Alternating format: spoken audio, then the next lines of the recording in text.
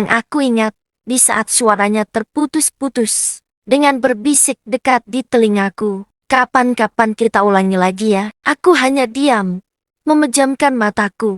Aku masih ingat awal pernikahanku terasa begitu tenang, seperti pagi yang belum tersentuh hiruk-pikuk. Rumah kecil kami memang sederhana, dindingnya tipis dan perabotnya tidak banyak. Tapi di sanalah kami menyimpan harapan-harapan yang kami bawa dari masa lalu. Suamiku bekerja di luar kota, mengejar penghasilan untuk masa depan kami. Ia hanya pulang beberapa hari dalam sebulan, dan setiap kepulangannya selalu terasa hangat, seolah mengisi kembali ruang-ruang kosong di rumah itu. Namun setelah ia pergi lagi, aku kembali sendiri, ditemani sunyi yang pelan terasa semakin dalam. Awalnya aku mengira aku akan kesepian. Hari-hariku hanya diisi suara piring di dapur, langkah kakiku sendiri, dan jam dinding yang berdetak pelan. Namun aku mencoba menjalani semuanya dengan biasa. Aku membersihkan rumah, menyapu lantai yang cepat berdebu, memasak meski hanya untuk satu orang, lalu duduk menunggu waktu berjalan seperti air yang menetes pelan.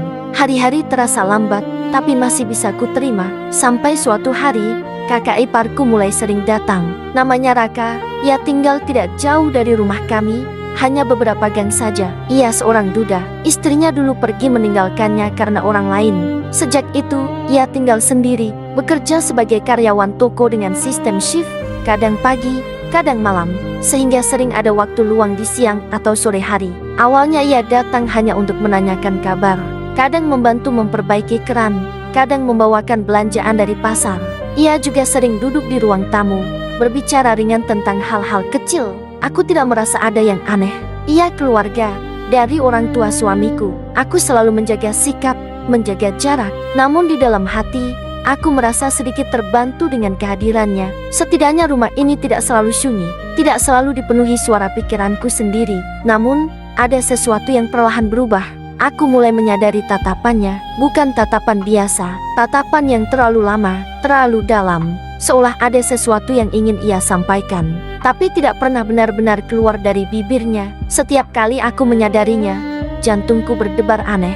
Aku mencoba mengabaikannya, mungkin hanya perasaanku saja, mungkin aku terlalu sensitif karena sering sendirian. Aku terus meyakinkan diriku seperti itu, sampai suatu sore, hujan turun pelan di luar rumah, seperti bisikan yang tak pernah berhenti.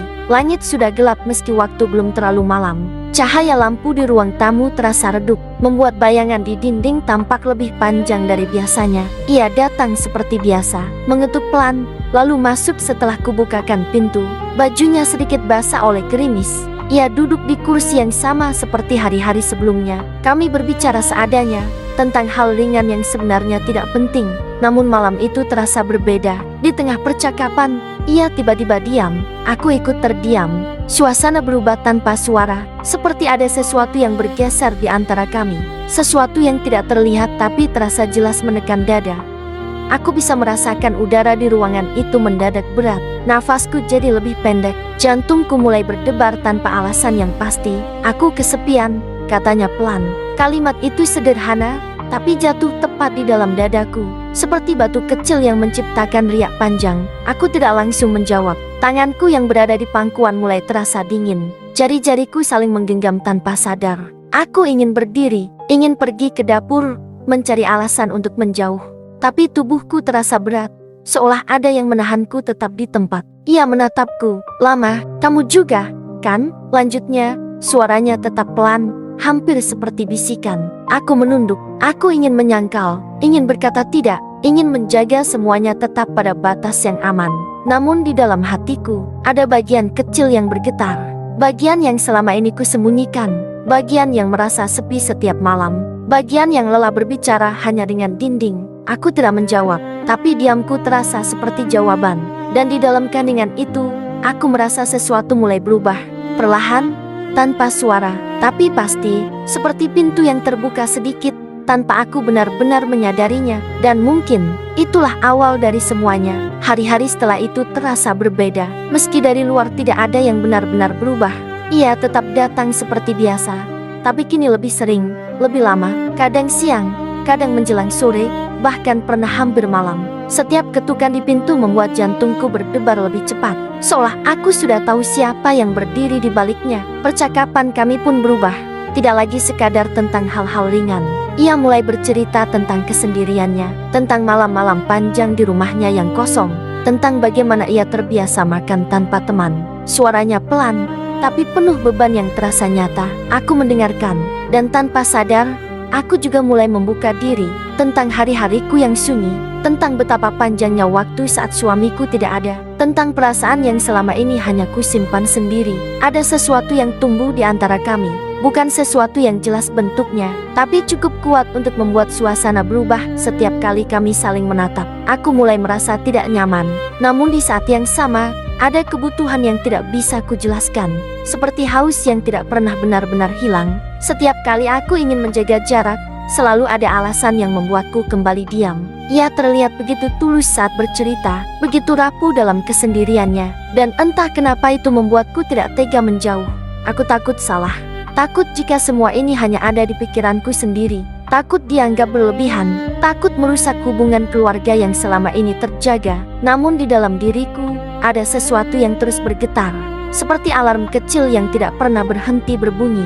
Kadang saat kami duduk berhadapan, suasana menjadi sunyi tanpa alasan. Kami sama-sama diam, tapi ada perasaan yang bergerak di antara kami, seperti arus yang pelan tapi kuat. Tatapannya sering terlalu lama, dan aku sering terlambat mengalihkan pandang. Di saat tangannya memegang tanganku yang dingin, di saat-saat seperti itu, dadaku terasa sesak, seperti ada dua suara di dalam diriku. Satu ingin menjauh, satu lagi justru diam dan bertahan.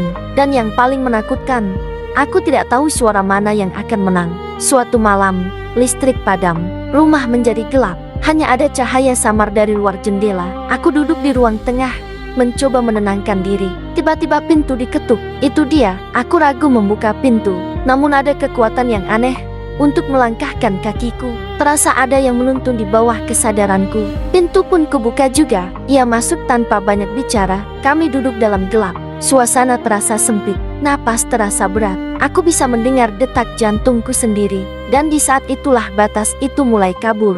Aku terdiam, seakan tahu arah dan tujuannya. Aku tidak akan menjelaskan bagaimana semuanya terjadi. Yang aku ingat, di saat suaranya terputus-putus, dengan berbisik dekat di telingaku, "Kapan-kapan kita ulangi lagi ya?" Aku hanya diam, memejamkan mataku. Kejadian ini bahkan sampai sekarang, aku sendiri tidak benar-benar mengerti. Yang aku tahu hanya perasaan bingung, takut, dan tidak berdaya, seperti seseorang yang berdiri di tepi jurang, tahu bahwa ia harus mundur tapi kakinya tidak bergerak. Setelah malam itu, semuanya berubah. Aku tidak lagi bisa melihatnya sebagai keluarga. Aku juga tidak bisa melihat diriku sendiri seperti dulu. Setiap kali ia datang, tubuhku tegang, jantungku berdebar, pikiranku kacau. Aku ingin menghentikan semuanya, tapi setiap kali kesempatan itu datang, aku justru diam, seperti terjebak dalam lingkaran yang tidak terlihat. Suamiku tetap tidak tahu apa-apa. Ia masih mengirim pesan seperti biasa, masih bertanya apakah aku baik-baik saja, dan setiap kali membaca pesannya hatiku terasa seperti diremas. Rasa bersalah itu tumbuh semakin besar, seperti bayangan yang mengikuti kemanapun aku pergi. Aku mulai sulit tidur. Setiap malam, aku terbangun dengan napas terengah.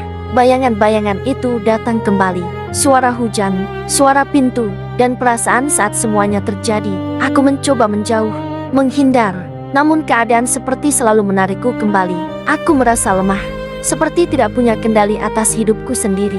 Suatu hari, aku berdiri di depan cermin, menatap wajahku sendiri. Aku hampir tidak mengenali diriku. Mataku terlihat kosong.